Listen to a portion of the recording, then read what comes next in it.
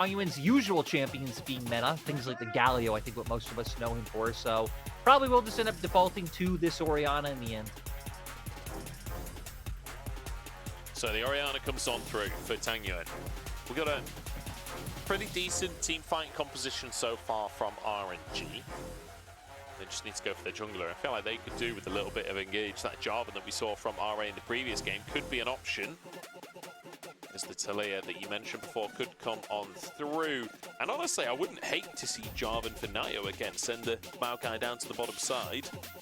Just to deny the engage, but whether or not they're going to go for that. Looks like they want a bit of carry.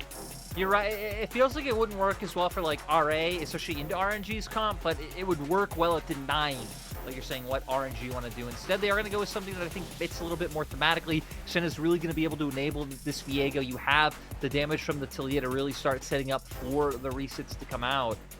So Jarvan, something you've already highlighted, would disrupt the engage and would obviously work really well with the Orianna. Things like Nocturne have kind of fallen out of favor. Going up against the Senna Taliyah might be a little bit rough. Lee Sin, they're hovering right now. These are all champions that offer them some potential ways to find themselves onto the back line. So, a lot going to be in his hands. Him and Breathe going to be excited to see if they can kind of be this two-man flank squad up against all the squishies on Rare Adam. And I feel like it's the classic conversation of like you can go for like a team fight composition with proper hard engage and all of that, or if you're playing with like Kalista and you're playing with Aatrox and you've got a Lee Sin jungle, you can just get ahead in the laning phase and just be the first to the objectives. The enemy has to walk into you and you get the fight by default at that point. So perhaps the strategy they're going for, like you say, looking for flanks and breathe away. We'll see if they can find those flanks. Vicla with the Taliyah. We've seen some interesting Taliyah walls today. Hopefully, Vicla can show us what he can do on the pick. Has played it once so far this split. Was not a win, but his KDA was all right. I don't know if that really matters, though, to be honest. I think it does. And again, he had some good moments in that game, but here we go.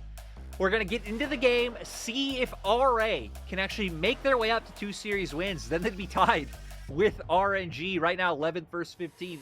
Every series matters with where we're at in the LPL. And RNG, like you said coming into the day, Munch, where are they? Where is your RNG? I don't know, dude. Not there in game number 1, that is for sure. This is a team that are struggling. And you know, at the start of the day, when I asked Kenju's joined the team, we don't really know how long he's been involved for, but only officially for a couple of days. Is it enough to change things? So far, no. But we'll see if that changes in game number 2. He's certainly given them feedback. They've totally changed tack for game 2.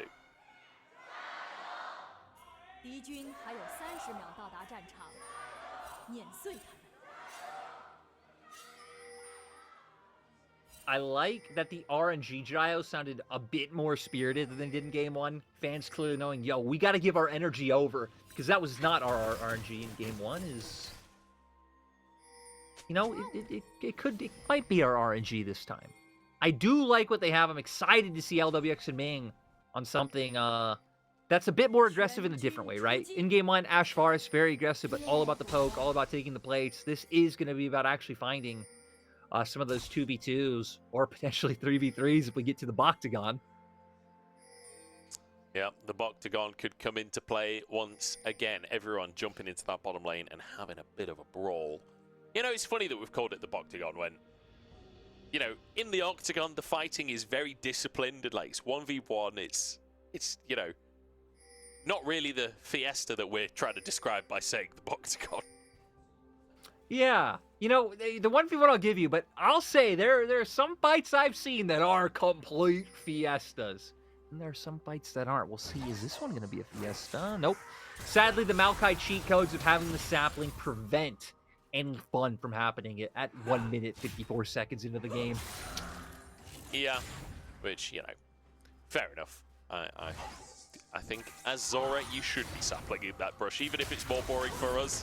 Walking into a Kalista lane, face first, probably not the best play. As LWX, let's see how he can do on an aggressive carry pick. He's been a player that's been criticised a fair bit this split. Had a rough start to things. He's been subbed back in. Wasn't really able to make much happen in the previous game. Let's see how we can do on such a powerful early game pick. I do want to point out Vicla just getting a ward right behind enemy wolves, so they know where Wei is right now. They'll know where he is once he starts pathing down towards that bot side if he doesn't walk up towards his wolf camp. I mean, might even still get spotted with where that ward's placed right now when he makes his way over. So really nice early information game coming out for Rare Adam. Xiaoxu can now proxy the wave because of the information you just talked about, and he'll be able to try and build up that CS lead as much as possible. Breeze should be able to get most of the CS under that tower. Shouldn't fall too far behind, but even still, Xiaoxu now is actually going to proxy between the tier 2 and tier 3 towers, and then he'll head back to base. Yeah, I can have so much time to go for the reset and get back on the map. And Naiyou just going to come in for a bit of info. Again, they spotted Wei every step of the way. He even did walk right on that ward that Vicla did place over. So a lot of good information to still play around. And still, it's interesting how RA being more and more confident leaning into these center lanes and kind of just opening more up for Xiaoxu and Naiyou in the top side. And a lot of people probably happy about that, right? I mean, coming in today, talking about how Xiaoxu being one of these hyped up players, Naiyou had some pretty interesting and like exciting first few series. So leaning heavier into these players and going against the meta might just be the way for them to start picking up some wins. Yeah, it certainly could be. And I'm looking towards Xiaoxu here because he's gone for that reset after the very, very deep proxy. The question is, Breathe has sort of stuck around to try and get this wave. He might end up losing his TP for this because now he's a shop down, although you know, how impactful the boots and Ruby Crystal will be is up for debate, but if he can push him underneath the tower, Breathe might end up at a TP disadvantage, and then we'd be looking at Xiaoxu on how he can use that TP, or just goes for a kill up top. Breathe really feeling the wrath of this Udyr pick. I mean, you pointed it out, right? You're going to have to use his TP. You're going to have a really bad base. Right now, you can see the minimap Wei making his way over to cover, so Xiaoxu doesn't be able to do anything a little bit cheeky. Luckily, isn't going for anything right now. You know, reading, I think, how hard it would be to even go for a dive in the first place, but anyone can be around on this side of the map. He's proxying with Wei right here, and he's out of minions under the tower. He could be in a really dodgy spot. This is Naiyou's close. Super respectful, but Xiaoxu has got Breathe so low, and Naiyou, as you say, moving in. Breathe still flash available, but he flashes towards the Viego. Stun comes on through, and that's first blood. Beautifully played by the RA top side. Wei kind of leaving Breathe out to dry there. Might go down himself. Seismic shove. Flash is available for him, but dashes over to Ming. Great bit of play on the top side here. Great roam from Vicla to make sure his team can get out safe. The other thing I like about this from RA is not only what it's doing for their own team, but Wei and Breed have been the best players on RNG this split. Like, they've been the consistent side of the map. They've had good performances and been key players in RNG's wins. So it's, you know, really shutting down kind of the two playmakers on the side of RNG. And it feels tough, especially on picks like this Aatrox, where you do really want to sort of snowball. Ideally, you've got that lethality. You want to be able to push your advantages. Can't really do it in this Udyr matchup particularly, especially when Viego is up on the top side. Assum's moving up as well. His way will be spotted there. Assum just says thanks for the souls. 3 grubs taken by RNG. They get something on this top side as Breed moves up to try and grab some waves again. The most telling thing to me is the fact that Wade just pretty much ignores this, does nothing to help, focuses on his own Krugs the whole time, which allows for Xiaoxu to just demolish Breathe in the 1v1. Naiyou joins in, finds the kill, but Wei, he had no sympathy. No, I think realizing that Naiyou was coming and it was a doomed play, I feel like maybe there's some kind of playability while you have the 2v1, but clearly Wei disagreed. Just at least trading some damage back to put some threat there. You know, maybe he has to back off. You two can walk up by your turret. You might end up losing some of your Krugs, but feels like it would have been at least a tolerable situation. He's just like, look, top is doomed. I'm taking Krugs, and I'm out of here. Yeah. You're on your own, Breathe. even more so now, right? Because now he has the tier 2 boots, so plated steel caps, gonna have more moving speed to work with, gonna have that armor. It's gonna be so hard for Breathe to actually get damage to really stick onto the Sudir. It's good for the Demolish procs as well, having that extra armor, being able to get even more plates for yourself. And this is the power of Udit. You can find yourself such an incredibly strong lead. The question will be, how can Xiaoxu impact the rest of the map? And you know, we were talking about how Wei and Breathe have been the strongest part of the map for RNG. Well, it's kind of true for RA as well. Naiyou and Xiaoxu have both had some pretty stellar games for themselves, being able to build leads and take over games. Xiaoxu getting a quadra kill the other day on the Aatrox himself in those team fights, and you can see able to start off with such a huge lead. He's going to get himself his 3rd plate in a second. Yeah, and I mean, just constantly shadowing around, and it seems like RNG just not used to this from happening. Here we go, Breathe, Q3 onto Xiaoxu, but he wasn't even tanking yet. The flick back is there. And Breathe, oh no! He's walking away on 1 HP. Vicla's trying for it. He's under the tower. And luckily the tower damage reset, but the kick comes in from Wei to answer. And Breathe, miraculously surviving for so long, ruins the play for RA. They thought they finished him off. Now trying to bait him this way. Did fall for it, has to flash out immediately once he notices the Viego there, but still, what a misstep. Is we finally pan back to bot lane, which feels crazy to say in 2024. Like, we are just now panning back to our 2v2. Tons of plates being taken for LWX and Ming so far. Yeah, Ming and LWX, you know, in Kalista Renata matchup, you expect them to dominate, and they are doing so far. Let's take another look at the dive. As Breathe, I mean, just another auto from Naiyou would do the job. Another auto from, well, literally anyone. Yeah, just, it seems like was ready to throw out that Q, maybe thought that Xiaoxu thought it was going to finish him off something. The slight miscalculation comes through and leads to Wei already making his way up, able to find the return kill. Breathe now having Hex Drinker, so a bit more survivability to deal with, especially when he's not only having to deal with the Udyr and, you know, the AP coming off of him, but also now that we're seeing that Vicla's going to be getting involved.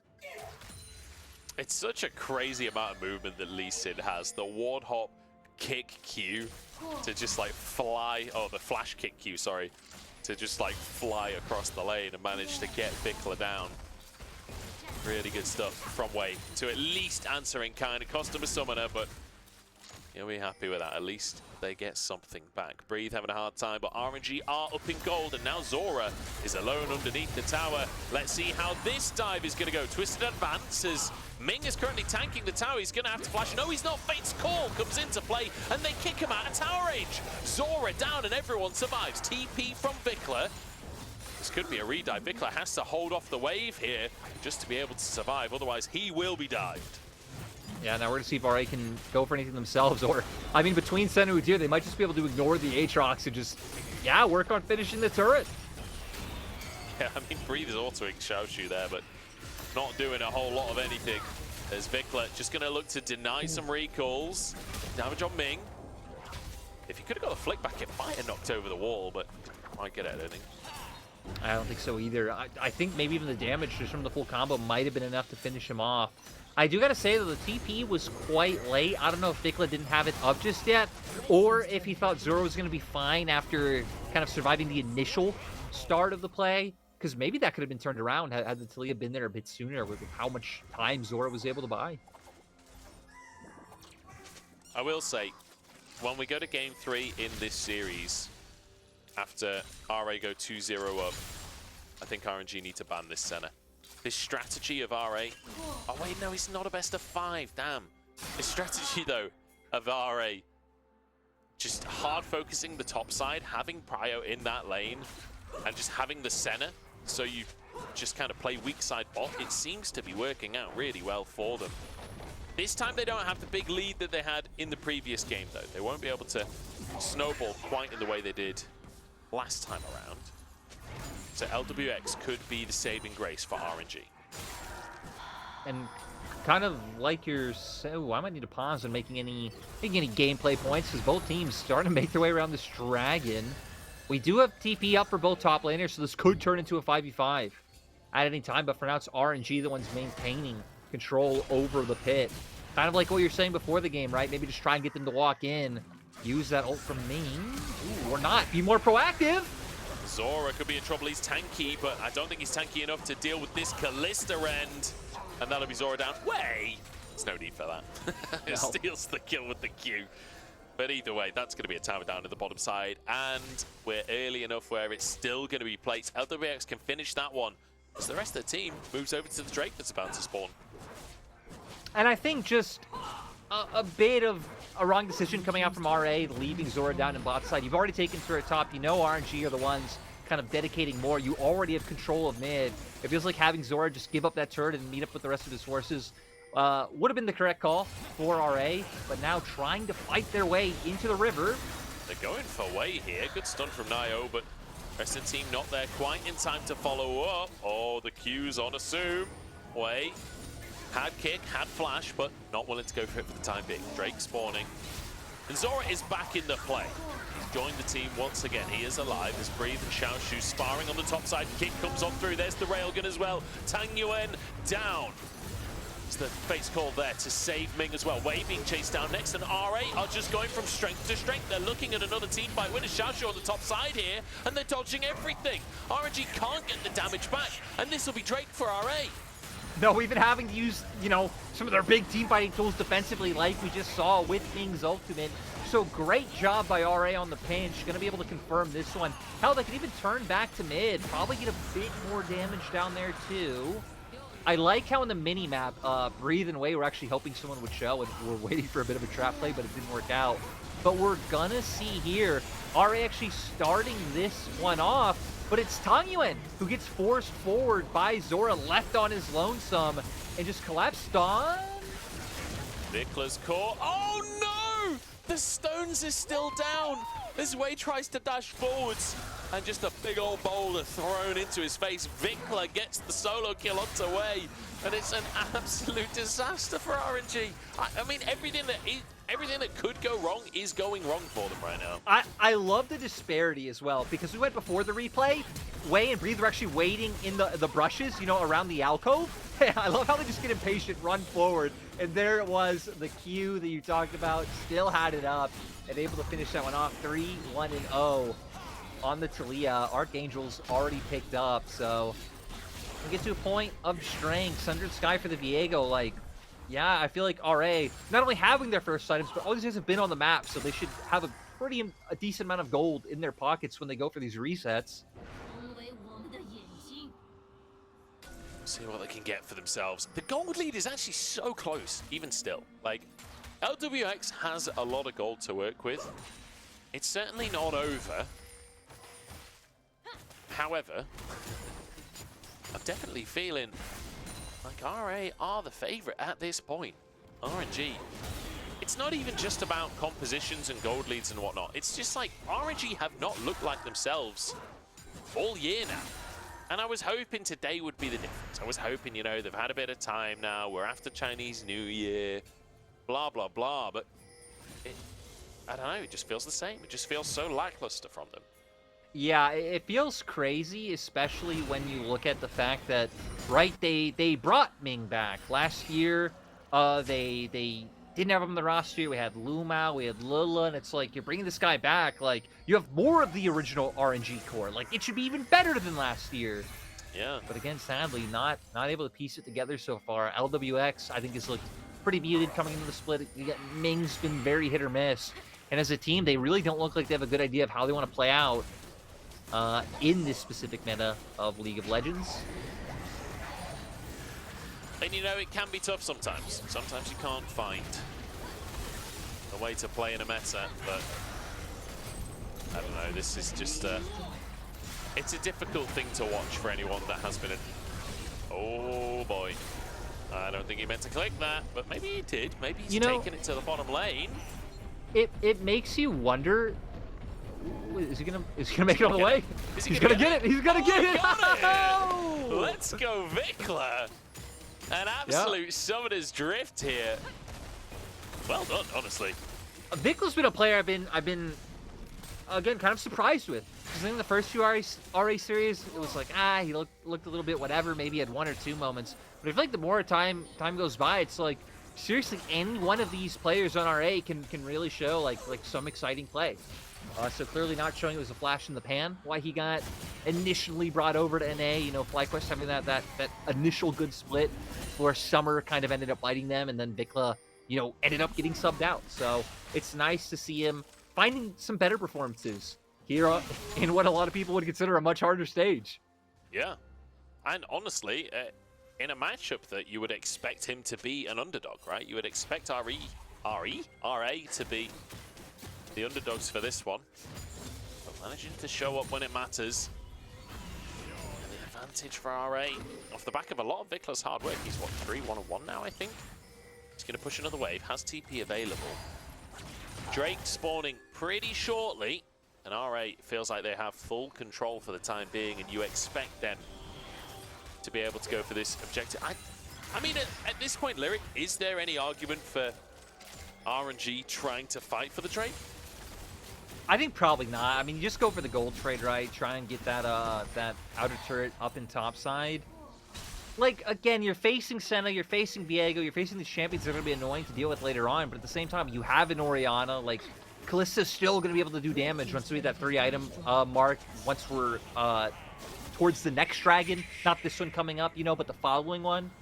So I feel like going for gold would be fine, but RG clearly positioning like they want to tussle. Yeah, they definitely want to fight this one. I think basically just saying, look, we've got Kalista. We should be able to fight at this point in the game. They definitely are against the scaling composition. Let's see if they can make it happen. Way alone on the bottom side of the play, but Vicla's gone too far forward, just as we praise him. It makes a massive misstep. Way flashes to safety, and now Zorah trying to tangle the front line, but he ain't that tanky just yet, and he's forced to flash. RNG so far so good. Flash forward from Ming, but it's answered by Assum's flash as well. And Breathe diving in as well, but they just can't quite close the gap. Way does not have his ultimate available, and baits out some CC with a safeguard. Nicely done here. Xiaoxu rejoins the fray once more. This is the longest dragon scrap ever, and the knockup finally coming through. Xiaoxu down, and RNG find themselves a team fight. Yeah, RNG clearly in the right for wanting to go for the tussle. They should be able to pick up the dragon off this as well. I don't know if they're always going to be so lucky for a Talia to just fly right into them and get them a kill, but yeah, that was rather unfortunate timing of the compliments coming through Vicla. Yeah. Well, we've cast a curse that one, haven't we? Had such a good game, and then just throws himself right into the... I mean, the handshake from Ming was great, but... Exactly, yeah. So we got to give some kudos to Ming. I still feel like the ult might have been a bit questionable regardless. Yeah. But Ming clearly setting it up. And then Xiaoxu gets split off from the rest, which allows RNG to try to run them down. But RNG don't really have a great way of actually keeping them from moving forward other than Ming landing a handshake for himself. So they're not able to really connect anything until Xiaoxu just runs in and gives it to them. Yeah. So, RNG do win a team fight, but it's sort of off the back of RA, one by one, running into Kalista damage, which, you know, is not an ideal way for RA to approach the fight. I think Vicla, the wall was fine. You just didn't have to ride it, you know? Just because you can doesn't mean you should. That's right, but it very much feels like we're in a world of like Viego with the souls, or, you know, historically the Lee Sin syndrome, where Talio always has to take the one munch. You always got to see where he takes you. How will you know how good at surfing you are if you don't surf, you know? It's one of those. Look at the win percentage prediction on the bottom of the screen. Almost 50% on either side right now. It's exciting as the gold is almost dead even as well. 2 Drakes though for RNG off the back of that fight. Crucial fight for them, honestly. Let's keep them in the contention for this game. 2.5 items on LWX. We'll be keeping our eyes on him in the next fight. Right now, I think their fights come down for very different conditions. I think for RNG, a lot of it's playing around LWX, peeling for him. Obviously, we talked about Breathe coming off on flanks with that Profane Hydra, and kind of separating them a little bit to where for RA, I think you're putting a lot more presence on mid-jungle on Vicla and Naiyou, so there's a lot more threats you have to worry about. Maybe not as much peel and not as much setup there, But any walk forward, we've seen, I mean, if Vicla can find a good seismic shove, if Zorah can get an ult, there's just so much damage between these 3 carries. I'm curious, we'll get to see how many souls that Assum is sitting at pretty soon. Hopefully we will at some point. I know it pops up on the interface when he gets to 100. That should be within the next sort of few minutes' time. RA leaning towards the Baron right now. After last game, we saw that they are not particularly confident at taking Baron on the turn of a dime. Is that a phrase? Something about a dime is a phrase. Sounds like a phrase to me. It's just on a dime. But I don't know what that means either. That doesn't really make any sense. Yeah, I've said a lot of phrases that aren't phrases on this broadcast, and it's just what you do. You just create the phrase yourself. Even if you don't know, actually, it makes it better if you don't even know what you're saying means. Does it? It's like the ultimate phrase, yeah. And it's left up to the interpretation of the viewers. It's kind of like fine art. Does anyone really know what, a painting from Picasso means? No, you just figure it out. You just decide for yourself. Well, I guess. But I would argue that comparing your commentary to Picasso's paintings is I was comparing perhaps your commentary to Picasso's paintings. Thank you very much. Yours. Not mine. Oh, yeah. Well. At least be a great friend. Yeah. I do think that's a much more reasonable comparison. I will say, Tangyuan's doing pretty well at the side lane. He keeps on chunking out Xiaoxu, but I can't really get it to stick. It is an Udi at the end of the day. Goat Bear, Pigman, always hard to deal with. Naiyou is doing a really good job of, again, just invading constantly onto weight. I feel like Naiyou is genuinely a pretty exciting prospect in the LPL. Like, when he's on these carries, I'm really enjoying watching him. And right, I feel like that's why, especially over time, we're going to get to really evaluate some of these newer players a bit more, seeing them when they're playing in, like, different metas, we're playing in different ways. This Vicla has to flash immediately. Good call. I mean, was going to get pulled in by those chains. It's funny that they get the flash anyway, even though I'm not sure Breathe actually hit anything aside from the chains. No. Like, pretty much everything else missed, but that's okay. We got the flash. That's all we're looking for. Don't think you were ever going to get the kill in that scenario unless Vicla really messes it up. So that'll be Breathe getting pressure on the top side. Should hopefully be able to finish this tier 1. He's out of minions for now, but he can get it with this next wave, hopefully. Zorah moving into the mid lane once again. They do love the mid lane, don't they? They really enjoy the mid lane. Yeah, I guess there isn't really too much they're going to be able to do. I mean, hell, for both sides, right? Already, the map's already pretty open. They've taken all 3 outer turrets for RNG. Already dedicating Breathe towards top side. I'm surprised that RA are leaning so heavily up top, so willing to give away the Drake and just look for a pick. And maybe a Baron, potentially. The wall comes in. It's not quite enough, but the boulders are there to get the stun. Breathe gets a shield from his Hex Drinker, but he will be stunned. Good flash forward from Naiyou.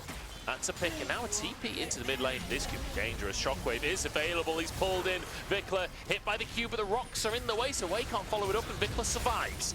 RA defend their mid tier 1, and now with Drake there, Zorah is behind enemy lines. This is a massive flank. The Roots gonna come on through. LWX punted straight into the Udir's arms. He will be taken down. Oh, the bailout comes on through. It's not quite enough. He gets 2 before he goes down, though. Huge turnaround, but RA still on top of the fight, flashing forwards to try and get onto Way, and they take the Hex Gates on out of there, escaping with style. I cannot believe that LWX was able to find 2 off the back of that.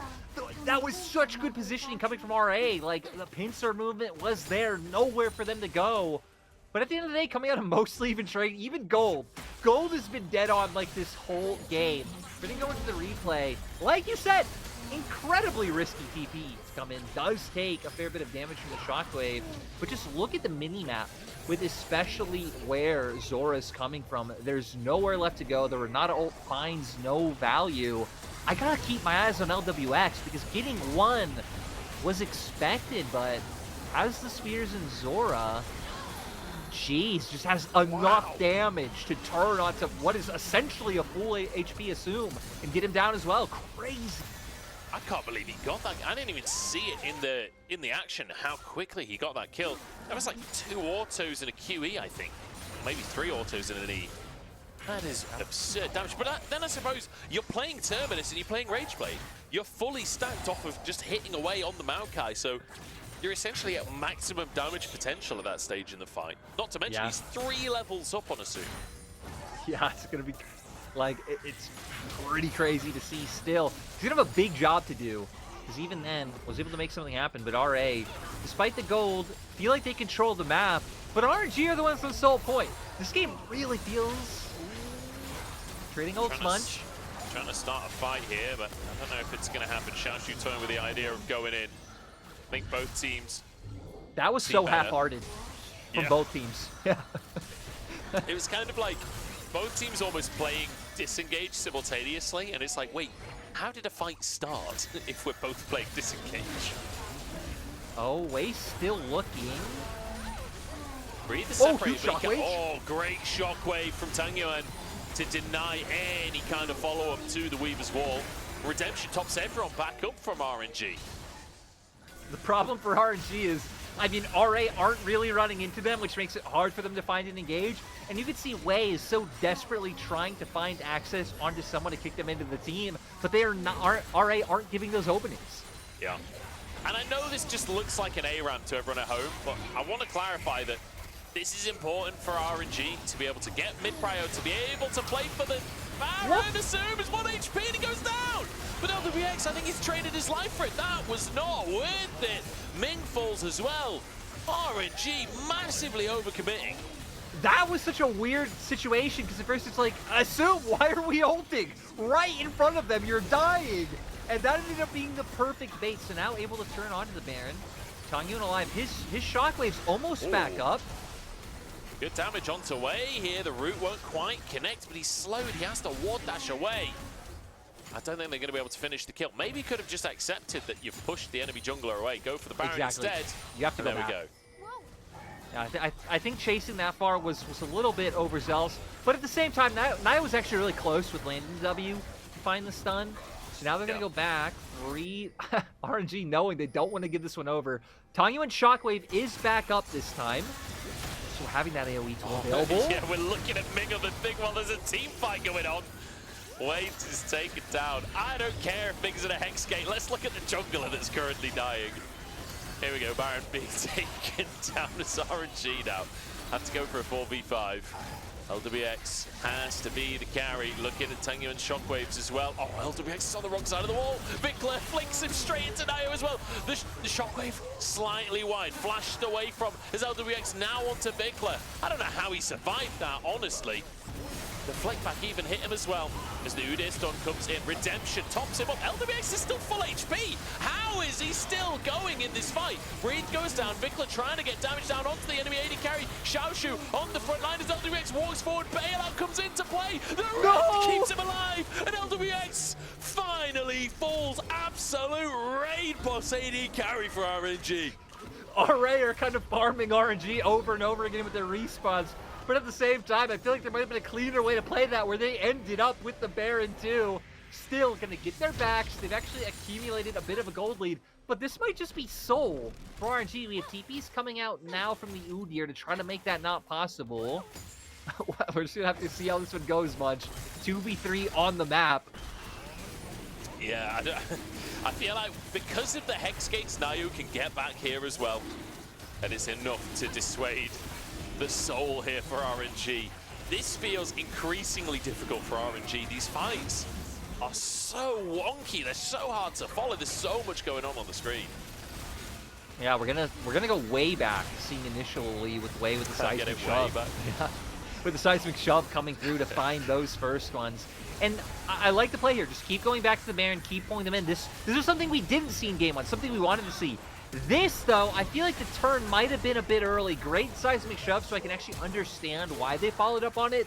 But that wall, they could have used it, I think, to dissuade the Baron and actually just gotten the Baron for the side of RA. But they look for the fight, I like how decisive they were with it, but they also were kind of just giving away their own lives to go for it. I don't know how much we're going to keep watching this replay, Munch, because we already have more shenanigans. Wei is stuck. Okay, he's going to be able to queue over to the red buff. Nobody was nearby, and I guess he didn't have a ward for the safeguard. We're fighting for the red buff now. I didn't notice as well. Really good not worked ground. Really good Unraveled Earth from Vicla. Managed to get a stun on LWX towards the end of the fight.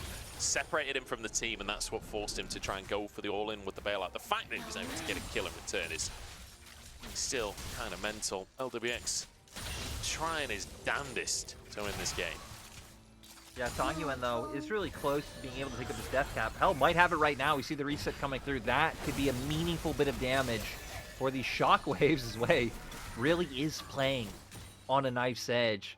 I think moving over to the side of RA, we're kind of hoping to see Assum be able to get a few more items under his belt, too. I mean, already should be at a pretty good point this far into the game. I mean, again, we haven't seen the souls in a while, but definitely should be above 100 at this point in the game. Yeah, he should be. Curious to see where he'd be at. Maybe around like the 125 mark by now. Would be good. That is another one of the spikes. As Xiaoxu is sort of caught. He is playing Udyr, but that health bar is depleting. The Ren comes through. And Xiaoxu, an uncharacteristic late game mistake from him. And in goes Wei. Great flash kick onto Assum. He's down. And after all of this, RA, they just completely blunder it. This team just does not look comfortable playing around the Baron whatsoever, even in the fights they were winning earlier. Again, it felt like they could have just taken the Baron. RNG now, with the picks they found, are going to be the ones benefiting, picking that one up, and now should be able to start getting some presence going. Maybe even have it and maintain push by the time the next Strake's up so they can get that soul. And we're getting the replay. Uncharacteristic mistake from Xiaoxu, not reading that the other members of RNG would be here, but they weren't showing anywhere else on the map, Xiaoxu. Where else could they be? Because Munch, that just opened up the perfect angle for RNG to chase them down and get the fight. And it's one of those things where I feel like, I mean, great kick from Wei, nicely done, but I feel like as Xiaoxu, I don't have a problem with Udyr being positioned there. However, you need to then use your passive to have the CC immunity and get out of the play. Like, Udyrs can escape those plays, but not if you don't use your CC immunity. Like the handshake and the Umbral Chains both connect, and that's what locks him up enough to finish him off. He just has the ram stance. Would have been able to get out of that one. Bit of a weird play there from Xiaoxu. As we push into mid lane. Wei, he loves a seismic shove. He's been a big fan of it in this game. Yeah, he really hasn't minded taking them whenever they're there. It's like a buffet to him.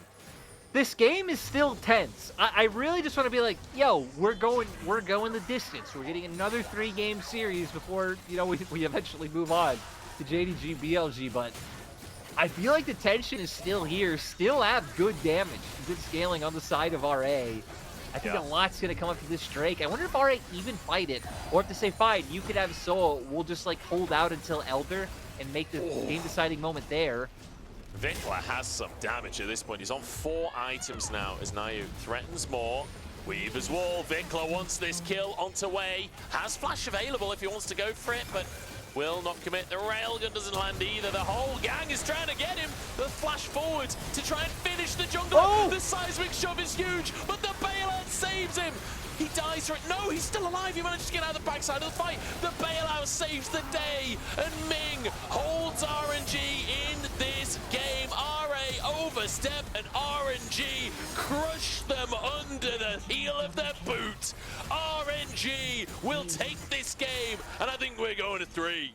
Ming was so massive and so many times keeping his carries alive to make sure they could deal their job. Like you said, we're going the distance. RNG bringing us some fight. I cannot believe that is how this game ends.